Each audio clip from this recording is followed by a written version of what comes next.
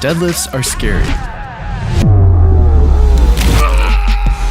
but they don't have to be.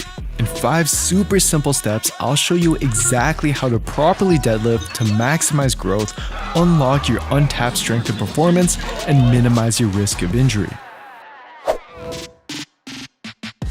Step 1. Creating the pillar.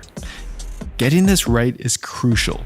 We need to get your bones in the right place before we even consider bending down to grab the bar. Let's start with your feet. Walk up to the bar and align it right over your shoelaces in the middle of your foot. Widen your feet to about hip width apart with your toes facing forward. For most people, this is the best foot stance. But later in step 4, if this feels uncomfortable, you can widen your feet and/or point your toes outward and see if that works better for you.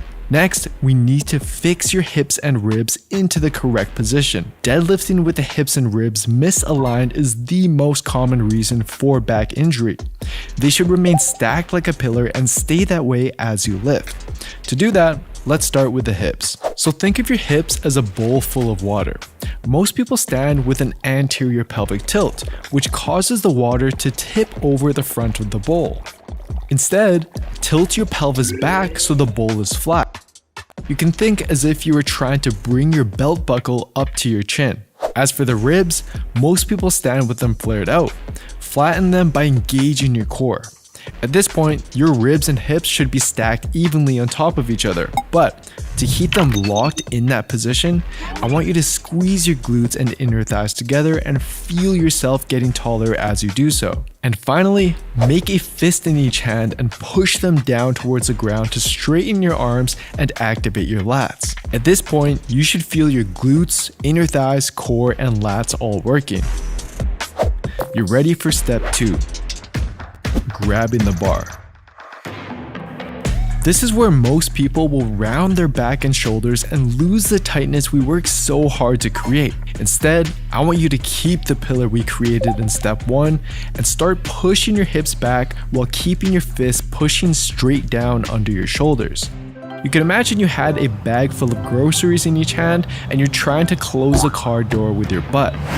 You want to continue pushing your hips back as far as you can without your big toes coming off the ground. The moment you lose pressure in the big toe is the moment you've pushed your hips back too far. Once you reach that endpoint, bend your knees and bring your shins to the bar to pull yourself down those last few inches. Keep going until you can hook your hands onto the bar just outside your knees. At this point, there's 3 things you must look out for before you move on to the next step. Number 1. The further away the bar is from you, the more strain will be placed on the lower back. This is why the bar must be directly over your midfoot with your shins just about touching the bar. Number 2, if your hips are too high, you'll use more of your lower back. But if your hips are too low, you'll end up doing more of a squat than a deadlift. Although it will look slightly different depending on your anatomy, you want your hips to be somewhere above your knees but below your shoulders. And number 3, a neutral spine. But don't forget that your neck is part of the spine. So draw your head back and pick a spot on the floor a few feet in front of you so that your head extends in the same line as the rest of your back. You're now ready for step 3, creating the wedge. This is the last thing you need to do before liftoff. The wedge is a powerful position that'll prevent your lower back from being compromised as soon as you lift the weight. To create it, drive your knees out against your arms. Then, take a deep 360 breath as if you were wearing a belt and trying to push air against all sides of it. And then, brace your core as if someone were about to punch your stomach. Next, to get rid of any rounding in the upper back and shoulders, think about extending your chest and getting tall from your hips all the way to your head. And finally, activate your lats by squeezing your armpits as if you had oranges in them and you were trying to make orange juice. If you've done this properly, you should feel tension in your lats, core, glutes, and hamstrings. You're ready for step 4. Push. But first, comment below what other exercises you might be struggling with. This is actually the simplest step, but it's also where most people screw up. They think of the deadlift as a pull and end up breaking out of the position we work so hard to create. To avoid this, imagine your arms were ropes with hooks at the end of them just hanging onto the bar. Then, to lift the weight, rather than going from 0 to 100 and jerking the weight off the floor, keep the tightness we created in step 3 and think about pushing the floor away with your feet harder and harder until the bar lifts off the ground. When done correctly, rather than your hips rising first and lower back rounding, your hips and chest should rise at the same rate.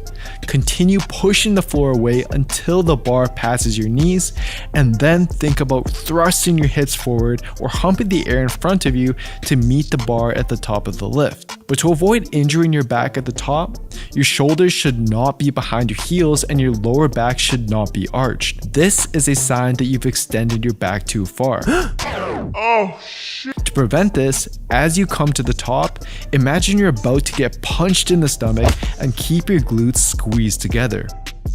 At the top, your hips, ribs, shoulders, and chin should all be stacked like parallel floors of a building. Now, if you've done this step correctly, you should feel a slight pump in your lats, hamstrings, and glutes. But don't be alarmed if you also feel this in the lower back muscles. They help stabilize the weight as you lift and will be an area where you'll notice a lot of growth. But you want to avoid doing too many lower back demanding exercises all in one workout, as it can be too much for these muscles to handle. That's exactly why it's so important that you use a well-written program. It's time for step 5, descent.